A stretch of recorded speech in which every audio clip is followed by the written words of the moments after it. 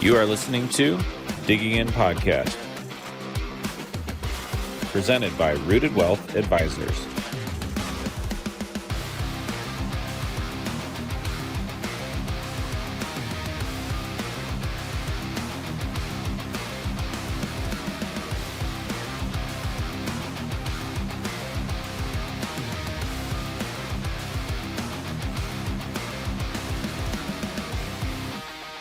Hey everybody, John Savarino here, back for another episode on the Digging In Podcast, sponsored by Rooted Wealth Advisors.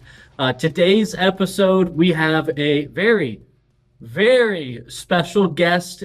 It is the man behind the scenes, doing all the trading for our wonderful clients, Andrew Lee. Andrew, how are we doing here this afternoon? Doing good, John. Doing good. Super excited to be back on the podcast with the new host. Oh, yeah. Yourself. So, yeah, super excited to dig in. Cool, man. I'm super excited to have you on. We are currently in Andrew's turf. We're here in Bloomington, Illinois, our beautiful office in the Cybernotic building. So I'm super excited to have you on, Andrew. As you know, I really want to talk about, really what the market's been up to specifically for the last 30 days, but even just kind of want to give some insights, or at least, your insights on, how do we see the next, 6, maybe even 12 months start to play out? Obviously, we don't have that magic crystal ball. So maybe there's some different things that will dictate that. Before we even dive into it, I'm pretty positive that you've answered this on an earlier episode. But I think, for any of our newer viewers or even our newer clients, I think, sometimes there's this misconception of either trading, right? It's just maybe clicking a couple buttons, every now and again, or they think back to like some of the Wall Street movies and you're running around on the phone, sleeves rolled up. So as our, lead planning advisor and portfolio strategist, doing most of the trading for our clients and our team, why don't you just give us a little bit of background on what it entails and what that looks like? So there's obviously a lot that goes into trading, right? First and foremost, I'd say everything we're doing, everything you're seeing in your accounts, right, is kind of reflective of what we're going to see 6 months from now in the market, maybe to even a year, right? We obviously are tailoring plans to each client's account individually. So there's a lot of work that goes into it, a lot of research, obviously, market research, security-specific research that goes into it. But ultimately, we're assessing a client's goals, maybe, right? Their retirement goals and what they want to see in the future. And then we're kind of taking a top-down approach, right? So a macro level, what's going on in the economy. And then from there, maybe it goes to company specific or security specific, whether it's stocks, bonds, ETFs, mutual funds. So again, we're kind of tailoring it to the client, and then from there, top-down approach. Okay. That's interesting. So when you say kind of like this top-down approach, just to make sure that I'm understanding it, correctly, is ultimately there's a lot of different things such as data, right, to kind of pour over, and this data is telling you a story, thus, starting to drive some of the decision. But before the decision or the trade is actually implemented, the other approach is like, what is the client situation? Does it make sense for them regarding like risk tolerance and things of that nature? Am I understanding that correctly? Yeah, okay. 100%. Okay. So for example, right now, right, we've seen some inflation data that has moved in our direction, right? We're seeing that tick down a little bit. But at the same time, we're seeing unemployment tick up. So, we've seen some volatility in the markets the past month or so here, because people are, quite frankly, I think, getting spooked. Recession's getting thrown around a lot here. The R word. So you're starting to see big shifts in the market. And there's a couple other factors, obviously, that go into that. But yeah, you're right in your thinking. Okay. Are we in a recession? I would not say we are in a recession right now. Just curious. The R word has been thrown around, and I think, to my knowledge, you really don't know you're in a recession until, hindsight, right, after 6 months. Correct. And they've kind of tried to change the definition recently of what a recession is. The oldest standing, if you will, for lack of better words, is 2 consecutive quarters of declining GDP growth, which we haven't seen. So I would say no. Cool. We're not in a recession. Well, that's good. So, I think it's good insight. I think, I'd like, once again, I think there's a common misconception on what's involved in trading. So love to hear that feedback, especially for, once again, maybe some of our newer viewers and newer clients. That's probably a good, segue into like what we really want to talk about on, this episode of the podcast. So let's kind of back the bus up a little bit, actually, to really dive into it. Because as I've sat down with a lot of our clients, they've been very pleased, if not ecstatic, with their performance over the last 18 months or really anything past 2022. So I think it'd be super helpful. What's driven the market over the last 18 months? And then just to get into our next topic, what's driven some of the volatility? Because we had a couple weeks there, where it was a little unsettling, right? It was a little spooky there. So once again, what's driven, the 18 months of just really phenomenal growth through 2023 and 2022, 24 so far? But where did a lot of that spookiness come from over the last couple of weeks as well? Yeah, so kind of what we've seen the past year, right? Inflation's all-time high at the peak, right? A lot of people were saying, obviously, the economy's going to have to slow down here. Rates are going to go up. And I think kind of just in general, a common misconception is once we start raising rates, right, that the economy is instantly going to go to crap, if you will. That's not really the case, right? Things take time to unravel. Yeah. So just now we're seeing, unemployment again starting to spike. Inflation's coming back down. But I think up until now, we haven't seen that data, right? So it's been pretty, extreme bullishness in the market, which is a good thing. Now that we have seen, bad data, if you will, or unemployment spike, right? It kind of spooked a lot of people. You couple that with the concentration in the market, we can talk about the Magnificent Seven, or now 6, because we've kind of kicked Tesla out of that bunch. A lot of concentration in the market, right? So when you're buying your S&P 500 ETF, you're heavily weighted into tech, right? Okay. So you're kind of seeing also a shift in where money is flowing to more value, more undervalued, companies from the tech.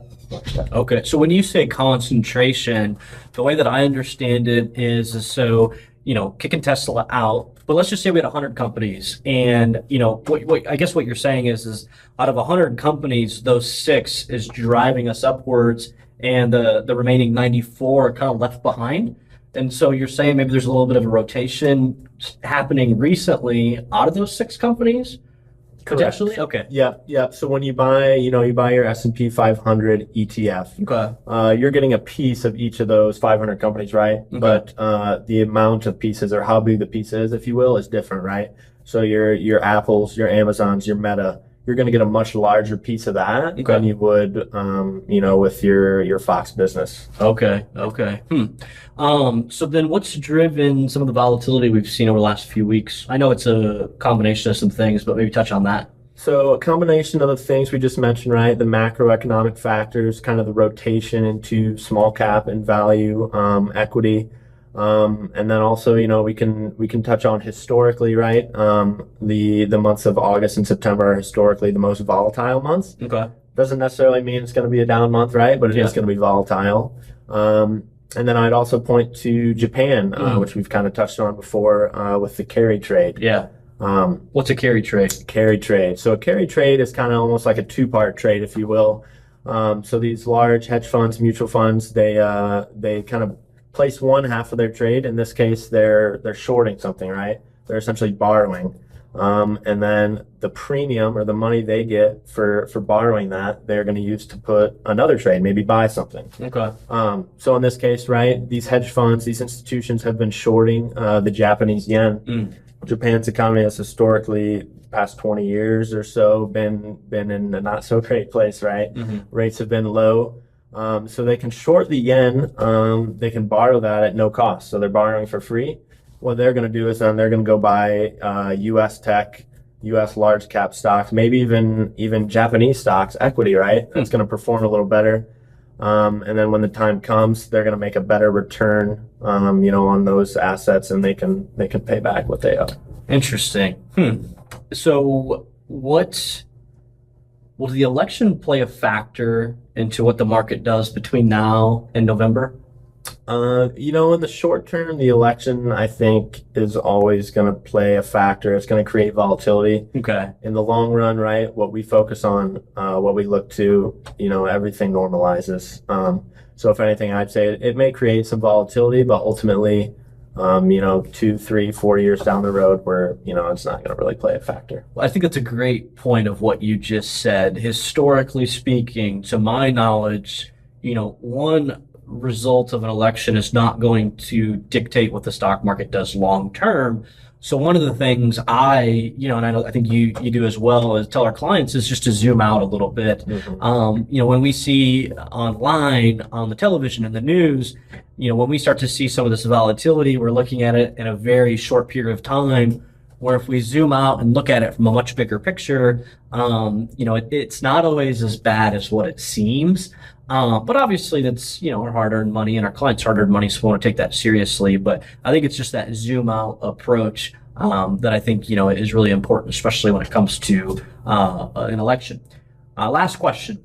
What drives the market between now and the end of the year, in your opinion? How do we go from today to December 31st and either A, have a positive return or a negative return? Like, what are the factors that are going to dictate that now? I think the biggest thing moving forward in the year is going to be kind of the macro factors, right? I think a lot of people are going to be looking to the Fed to see if we start getting rate cuts. We've already seen unemployment spike up, so I think that's going to play a huge role. Once again, in the long term, right, things are going to normalize, but I think in the short term, as far as volatility goes the rest of the year, I think, the Fed swings a big stick, if you will. A lot of people are looking to them. So yeah, it does seem that, people become very hyper-focused during that week of meetings. And I think that's actually what led to a lot of the volatility, and just a little bit of, in my opinion, dramatized overreaction. That as we start to look at the market over the last few days was clearly an overreaction, because the market has responded to that downturn pretty well. And what we just got, CPI data, which is consumer price index data, 0.1%, month over month, which was half of the expectation. Probably, right there in line of what we would want it to be, quite frankly. So we'll see how that continues. That was the PPI index, excuse me. CPI would be out tomorrow at the recording of this video. So by the time you watch it, we'll have a little bit better clarity. Mr. Lee, really appreciate and love to having you on this episode of Digging In. If you would like to talk to our team, whether it's an advisor, hey, maybe it's Mr. Lee himself, give our office a call. It's 866-766-8332. Once again, it's 866-766-8332. We will see you on the next episode of Digging In.